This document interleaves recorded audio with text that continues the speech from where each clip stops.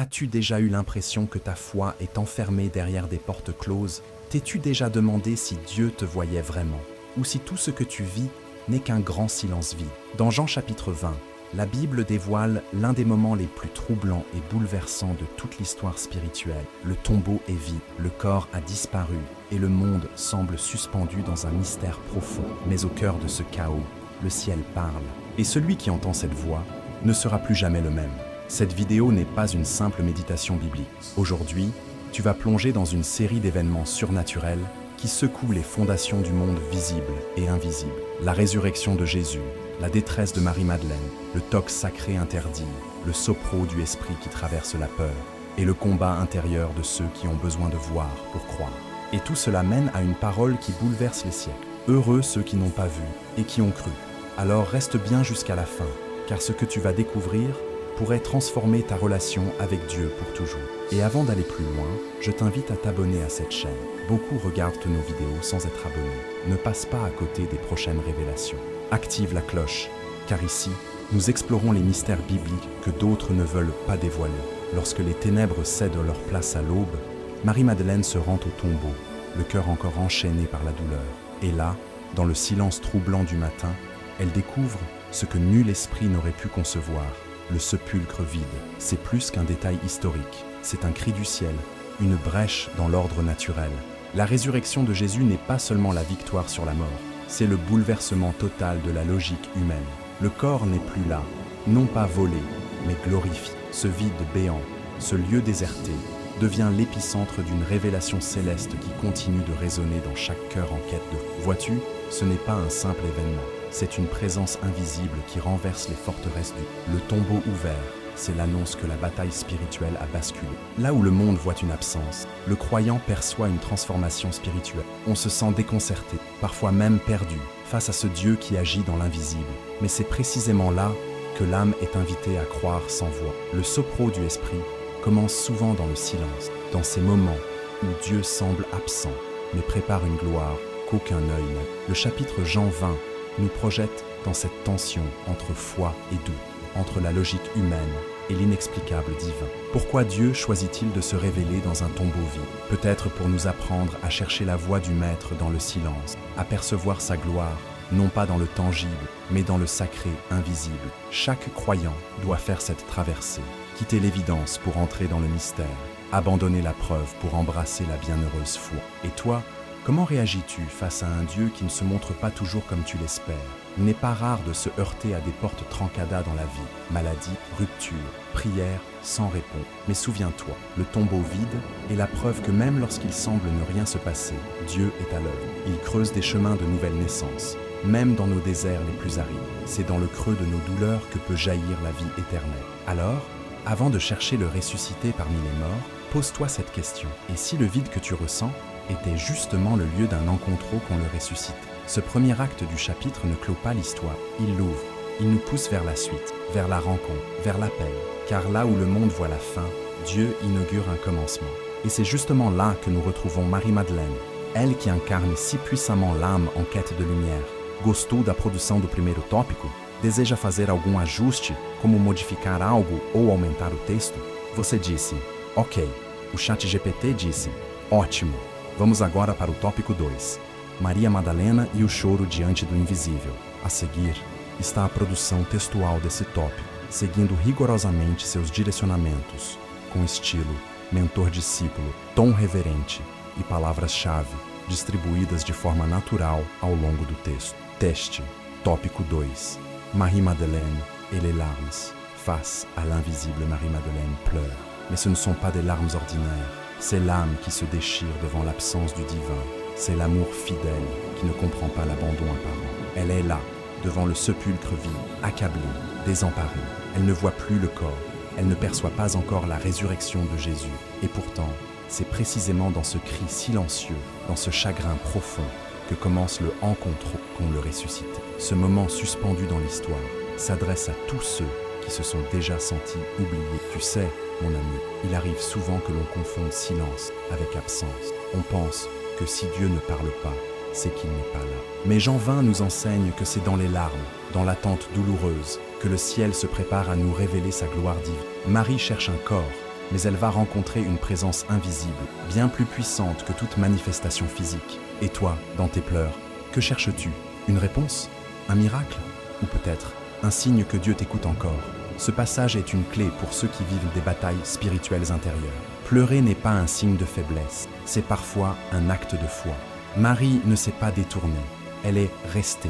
Et c'est parce qu'elle a persisté dans son foi et doute qu'elle a été la première à voir l'apparition de Christ. Le vide du tombeau n'était pas un échec, mais une préparation pour une transformation spirituelle. Ses pleurs n'étaient pas inutiles, ils étaient sacrés. Dans notre monde moderne, combien de fois restons-nous debout devant des situations sans issue, les portes trancadas de la vie, un deuil, une trahison, une dépression? On pleure comme Marie, et c'est là que l'enseignement nous touche. Dieu ne méprise pas les larmes, il les recueille, il les écoute. Parfois, c'est dans ce moment exact de désespoir que le sopro du esprit passe, imperceptible mais décisif. Et soudain, entre deux larmes, une voix se fait entendre. Une voix connue, douce, inoubliable. Le toque sagrado ne viendra pas d'une main, mais d'un mot, d'un appel. Et c'est là que la scène bascule. La douleur devient reconnaissance, l'absence devient rencontre. Laisse-moi te guider vers ce moment clé où tout va changer. C'est à ce moment que la voix du Maître traverse les ténèbres et appelle par le nom, un mot, un seul.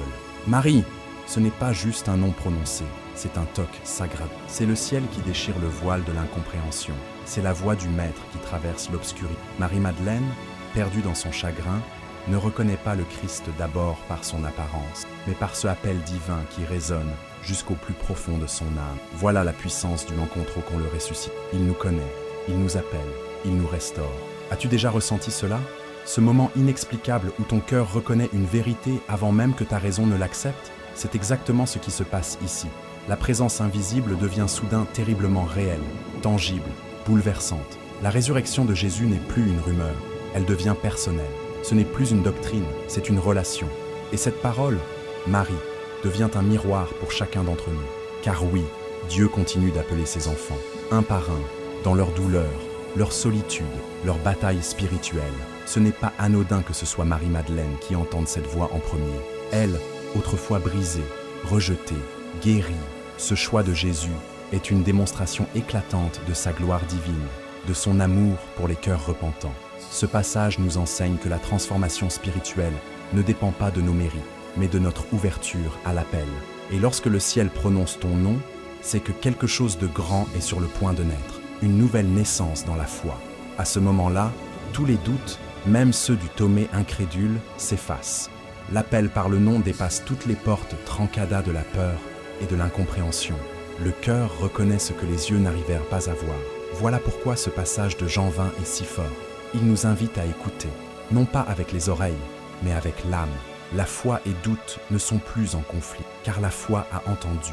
Et toi, as-tu déjà reconnu la voix de Dieu t'appelant dans un moment de crise? Peut-être l'as-tu déjà entendu, mais l'as-tu ignoré, pensant que c'était ton imagination? Et si, aujourd'hui, ce même appel résonnait encore, peut-être que ton nom est en train d'être murmuré dans le silence de ton. Écoute bien, car ce n'est que le début, car une parole sainte est souvent suivie d'un acte sacré. Et maintenant, il dit à Marie quelque chose d'encore plus étrange. Ne me touche pas. Juste au moment où Marie est sur le point de toucher celui qu'elle aime, une parole surprenante la freine. Ne me touche pas. Jean 20, 17. Mais pourquoi ce refus? Ce n'est ni un rejet, ni une distance froide. C'est une révélation. Le Christ n'est plus dans l'état terrestre que nous avons connu. Il est désormais porteur d'un corps glorifié, appartenant à une réalité céleste que nos mains humaines ne peuvent encore saisir. C'est ici que la résurrection de Jésus atteint une dimension transcendantale. Il n'est plus soumis aux limites de notre monde. Ce moment nous confronte à un grand mystère. Combien d'entre nous cherchent encore à saisir Dieu avec les mains, à comprendre l'invisible avec des yeux charnels? Marie, dans son amour sincère, tente de le retenir, de figer cet instant. Mais Jésus lui révèle, le temps de la présence physique s'achève et commence l'ère de la présence invisible, celle qui se vit dans la foi, dans l'écoute, dans l'esprit. Le Christ ressuscité introduit une transformation spirituelle de notre relation avec lui. Ce n'est plus le voir ni le toucher, mais le reconnaître dans le silence sacré. Cette parole, ne me touche pas, est aussi un appel à détacher notre foi des émotions passagères. C'est un toque sagrado, non pas physique, mais spirituel. Jésus n'interdit pas le contact par cruauté. Il l'élève, Il veut que Marie et chacun de nous entrent dans une nouvelle manière d'aimer, non plus par la vue ou le toucher, mais par une foi brûlante qui traverse les portes Trancada du doute. Voilà pourquoi cette scène marque un tournant. Désormais, le lien avec Dieu ne sera plus dans l'étreinte, mais dans la communion intérieure. C'est ainsi que s'établit une nouvelle naissance spirituelle pour ceux qui acceptent cette invitation. Ce n'est pas facile. L'âme humaine cherche toujours des preuves, comme le Thomé incrédule.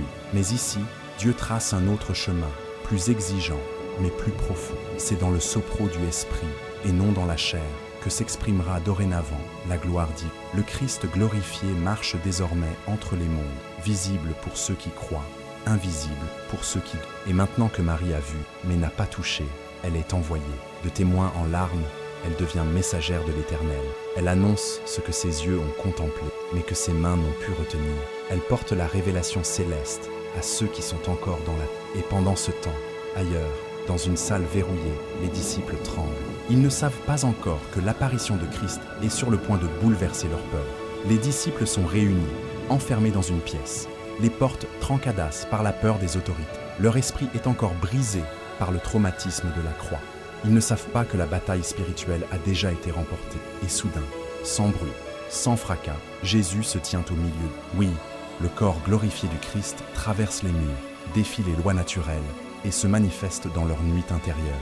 Ce n'est plus le Rabbi de Galilée, c'est le Seigneur ressuscité, victorieux, porteur de la gloire divine. Et il dit « Paix soit avec vous ». Ce ne sont pas de simples mots de consolation, c'est une déclaration spirituelle puissante, un souffle céleste qui vient dissiper les ténèbres intérieures. Puis, il souffle sur eux et leur dit « Recevez le Saint-Esprit ».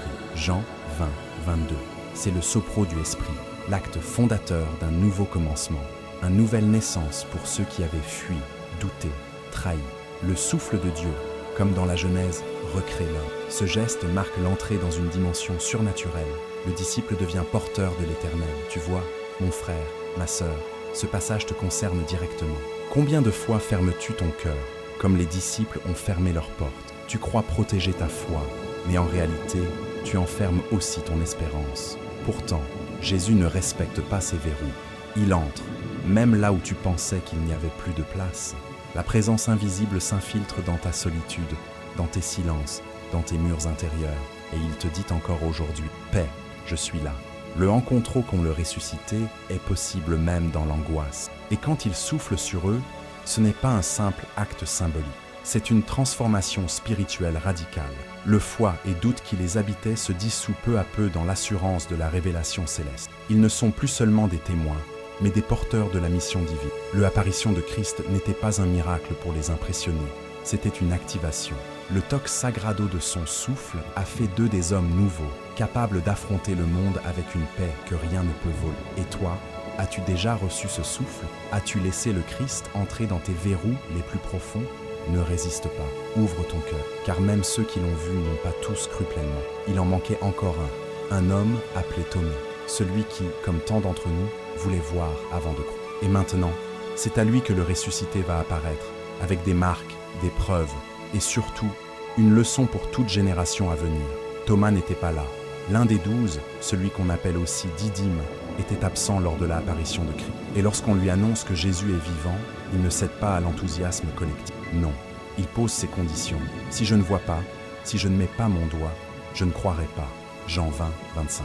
Voilà le Thomé incrédule, celui qui incarne cette tension si humaine entre la foi et doute. Et dans ses paroles, nous retrouvons tant de voix modernes, tant d'âmes blessées qui disent « Je ne peux plus croire sans preuve ». Et Jésus revient, non pour le réprimander, mais pour l'inviter. Il entre à nouveau dans la pièce, les portes trancadas comme auparavant, preuve que son corps glorifié ne connaît plus de barrières. Et là, face à Thomas, il tend les mains, il montre ses plaies, il offre ses blessures comme argument, comme toque sagrado. Ce n'est pas une humiliation, c'est un geste d'amour. Il sait que certaines douleurs ont besoin d'être touchées pour être guéries. La présence invisible devient accessible, non pour être prouvée, mais pour être crue. Ce passage est d'une puissance extraordinaire.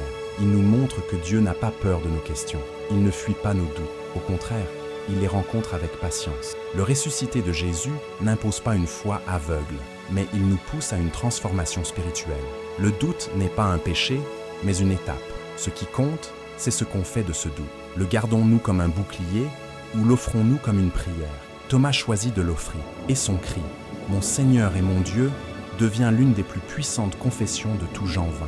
Et toi, que fais-tu de tes blessures? Tu veux peut-être voir pour croire, comme Thomas. Mais Jésus t'invite à aller plus loin. Le sopro du Esprit ne se voit pas, mais il transforme. Les plaies du Christ sont la preuve d'un amour qui n'a pas reculé devant la croix. Et il te les montre aussi, pas pour t'écraser, mais pour t'inviter à déposer ton scepticisme à ses pieds. La gloire divine ne se révèle pas à ceux qui exigent, mais à ceux qui osent croire malgré tout. Et c'est à ce moment que tout bascule. Jésus regarde Thomas, et à travers lui, il regarde chaque génération. Il dit une phrase qui traverse les siècles, une déclaration destinée à toi, à moi, à tous ceux qui cherchent sans voir. Une phrase qui renverse la logique et établit un principe éternel. C'est cette parole qui résonne comme un tonnerre doux dans nos âmes. Heureux ceux qui n'ont pas vu et qui ont cru. Et voilà, la déclaration qui clôt Jean 20, mais qui ouvre un nouvel horizon pour tous les croyants à venir. Jésus, après avoir répondu aux Thomé incrédules, s'adresse à une foule invisible. Toi, moi, tous ceux qui vivront après. Il dit « Heureux ceux qui n'ont pas vu et qui ont cru » Jean 20, 29. C'est une bienaventurance à foi, une parole qui traverse les âges et vient nous chercher dans nos propres batailles spirituelles. Car croire sans voir, c'est là le cœur de l'Évangile. C'est là que réside la gloire dite, cachée aux yeux, mais révélée à l'âme. Ce verset est un coup de tonnerre spirituel. Il nous rappelle que la foi véritable n'est pas fondée sur les miracles visibles, mais sur la présence invisible qui transforme.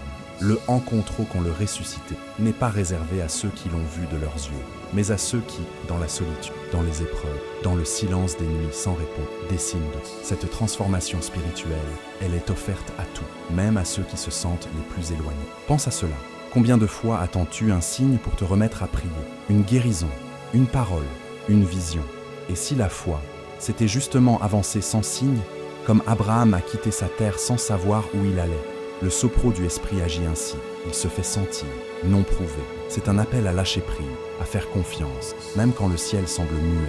La foi et doute peuvent coexister, mais la foi qui choisit de croire malgré l'absence est celle que Dieu appelle heureuse. Et si tu te demandes ce que cela change dans ta vie, tout, car cette révélation céleste te libère du besoin constant de voir pour croire. Elle t'ouvre à une relation directe, profonde, avec le Christ vivant. Ton nouvelle naissance ne dépend pas d'un miracle extérieur, mais d'une confiance déposée dans un Dieu que tu n'as jamais vu, mais que tu choisis d'aimer. Voilà le plus grand toc sagrado, croire avec le cœur, même quand les yeux sont encore pleins de larmes. Alors, n'attends pas un tombeau vide ou des mains percées pour te lancer, car Jésus est là. Le corps glorifié marche encore au milieu de nous. Il entre par les murs du doute, il souffle encore sur ceux qui s'ouvrent à lui. Et il te dit maintenant, à toi aussi, sans détour, heureux es-tu si tu crois, sans avoir vu. Et c'est ici que notre exploration de Jean 20 s'achève. Mais ta propre aventure spirituelle, elle, ne fait que commencer. Et toi, as-tu déjà entendu la voix du Maître, même sans l'avoir vu? Crois-tu que ta foi peut survivre au silence, à l'absence, au mystère? Dis-moi dans les commentaires, as-tu déjà eu un encontro avec le ressuscité, même au milieu de tes doutes? Je veux lire ton témoignage. Si cette vidéo t'a touché, abonne-toi dès maintenant à Entre Ciel et Terre. Active la cloche, car ce que tu viens de voir n'est qu'un fragment des vérités profondes que nous explorons ici. Ne laisse pas passer ce que Dieu veut encore te révéler. Et surtout, regarde la vidéo suivante qui va s'afficher maintenant à l'écran. Elle est essentielle pour comprendre encore mieux la puissance de la résurrection et ce que Dieu attend de toi. À très bientôt. Que la paix, la lumière et la gloire divine t'accompagnent. Moi, c'était Eskiel pour Entre Ciel et Terre.